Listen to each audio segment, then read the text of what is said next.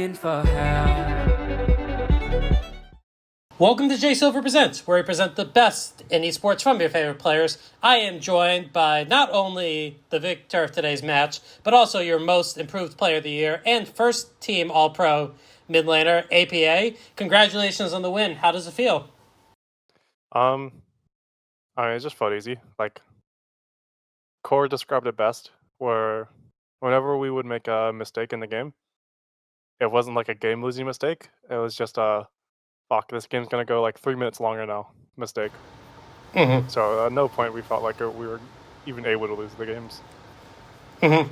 You had the opportunity to face off against last year's MVP and last year's All-Pro first, and Quid.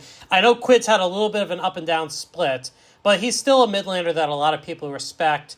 What's it like facing off against him in such a high-stakes situation? Because obviously both of you are hunting for worlds.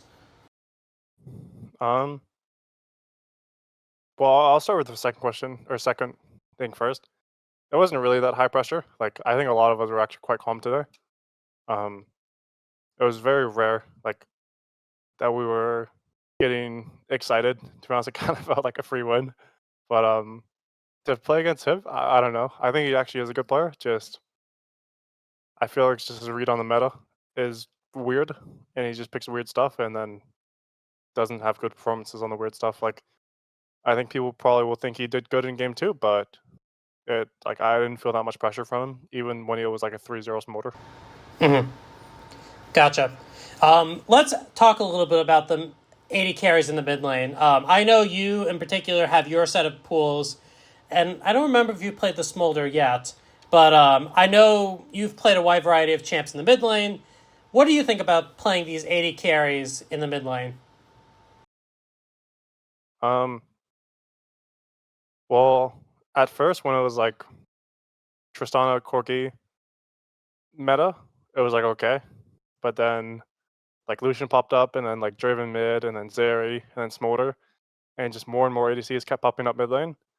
So now I'm kind of getting like a little bit annoyed at the meta, because I mean, when I think of mid lane, I'm like, it's like mages or like just pretty much like any AP type of character. And then when it's just like only ADC mids, and you're only just playing just to like, not even to win lane, but just to go even, so your jungler who's probably playing like a Zyra or Brand to carry, it's kind of annoying. Mm-hmm. So I'm not the biggest fan of them, but I just play whatever I think is strong. Mm-hmm. Well, there's one exception to that, and that's anytime you get to play Ziggs, you get to play Ziggs. What was it like playing Ziggs in Game 3? I mean, I'm kind of surprised they were banning Corki and Talia, and then just not even bothering with Ziggs, because like I kind of just blinded Ziggs, and even though they had the Smolder flex, they didn't counterpick it with anything. Like, they counterpicked it with Zeri. He got 2 early kills, again from, to be honest, my team playing a little bit poorly, but I don't know. He like practically got solo killed the next few times. Mm-hmm. Gotcha. Let's back up a little bit. In the beginning, I mentioned 2 big accomplishments. Number 1, All-Pro mid laner. Your thoughts? What do you think? I mean, I voted for you first All-Pro. Just so you know, I did. Thank you. But Thank you. What does it mean for you to have this miraculous turnaround from someone who people weren't sure if you deserved an LCS spot to first All-Pro in your real first split? Well, I never ever thought I was the worst mid laner in LCS. I think people just hated me because I was losing. Like, not losing, I was just average and typing a lot. So people just hated me for that, which, I mean, makes sense. There's a big spotlight on me. But so I don't think my improvement was like that insane. I do think I've improved, but not to like the degree people are saying from worst to best. But I mean, it's definitely nice right now to know I have like the fans' approval. But I do know that, like a drop of the hat, it can go away and I can get flamed again. Right. No, that's obviously makes sense. And like I said, as someone who's been voting for All-Pro for the last 4 or 5 years, it's obviously a very big decision to make. So don't sell yourself short, my friend. The other one that was very surprising for me, because I've been always impressed with your career, is that most improved.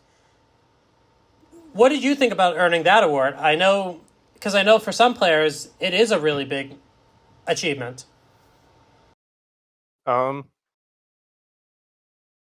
no, it's definitely really nice. I think some of the TL guys were flaming me a little bit. They were saying that I was shit last year. I'm good this year now. So like they're flaming me a little bit in that way. But it's definitely a nice reward to I guess like achieve or receive. Yeah. And also the big thing, you guys have locked in Worlds. This is your second Yeah. Worlds, but it's still after last year's or last spring's MSI. You want to prove yourself. What does it mean to qualify for Worlds? It definitely means a lot. I think my last Worlds run, I was not very proud of. I mean, I'm like still not very proud of it. So I'm happy that I made it back this year, and I'm just excited for how far I've come just from last year to like just show up again. Sounds good. A couple more questions for you. Number one, the road's not over quite yet. You're still hunting for that second title. To do that, you're going to have to go through the winner of tomorrow's game, which is C9 and FlyQuest, our number 2 and number 3. Is there one opponent that you're hoping to face more than the other? I think it would be both. I don't particularly care who wins. I think they're both going to lose to us. I think C9 will win.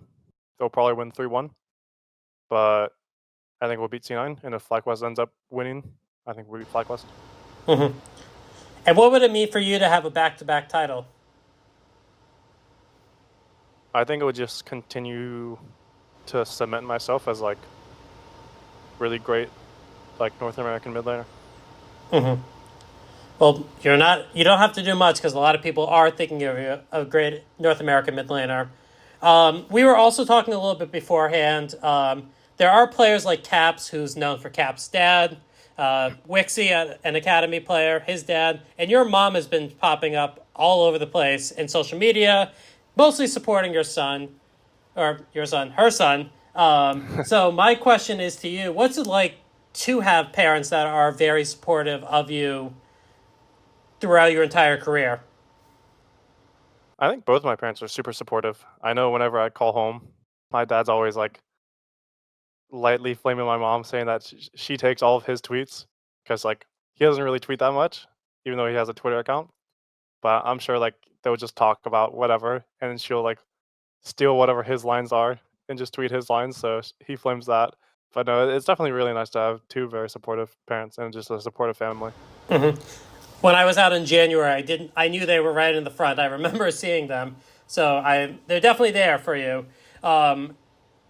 Ultimately, though, you still have a lot of more games to play, but you still have a lot of fans cheering you on. So, for my last question, what would you like to say to the fans?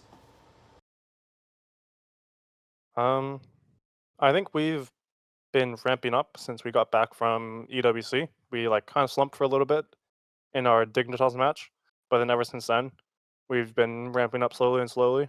And I think we're just finding out like what we're really good at in the meta. And yeah, I think we're just gonna keep ramping up. We're looking forward to whoever we face next, C9 or FlyQuest, and hopefully, like not to get ahead of myself, hopefully looking towards the grand finals as well. All right. With that, that's all the questions I have for you. APA, congratulations again on the win. Best of luck in the rest of the playoffs. And I know Team Liquid has locked in at least the weekend, so I hope to be seeing you at the YouTube Theater. All right, thank you. Thank you. For help.